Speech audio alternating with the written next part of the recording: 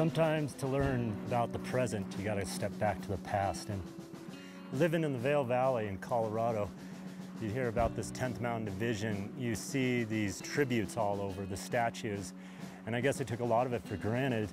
I was so lucky to get to talk to not only war heroes, but to me, heroes in the ski industry. Andre Benoit. A friend of mine sent me a letter, and he said, if you have the chance, he says, be sure and join this outfit. He says, it's one big country club out here. All it lacks is the hot-butted runs. Of course, I was very enthusiastic. Dick Over. I said, I'm going to join the Navy. And my professor shook his finger at me and he said, you're going to the mountain troops. He says, you're a skier. Harvey Weiprecht. I thought, hey, that sounds interesting. Just ski during the war. And here they come, shooting down the long white slope like a string of comets. Earl Clark.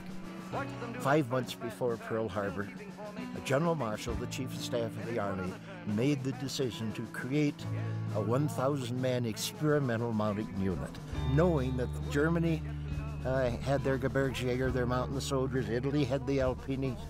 We had in our army up to that time zip. I came on the train, I saw white-capped mountains in the background. I knew that I was headed for snow country. How to survive and be combat operational in snow and cold weather. It's colder than hell.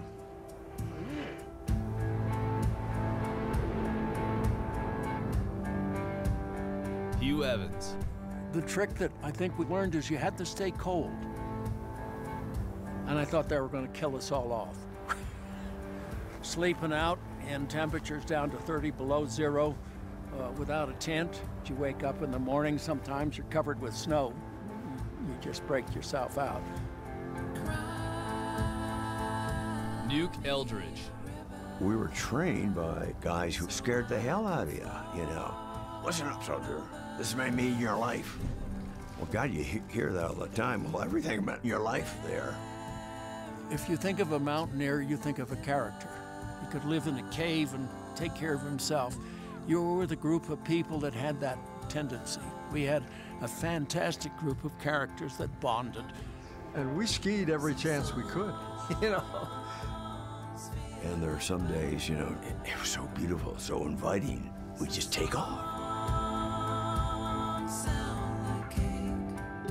And of course, when you come trudging back, you got your ass chewed out because of, here's what, the soldiers are supposed to wait there for orders and whatnot. Some good times skiing, but some real hard times too. We didn't know what to expect. I didn't. Jim Nasser. Hey, I can't lie. It was hell.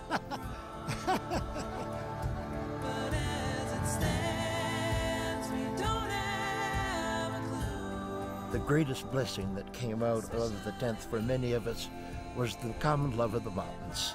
That's what holds us together and has held us together for a lifetime. It just gradually seeped into my body, and I knew that this was something that I was going to enjoy for the rest of my life. 66 years later, and just the mountains. The mountains.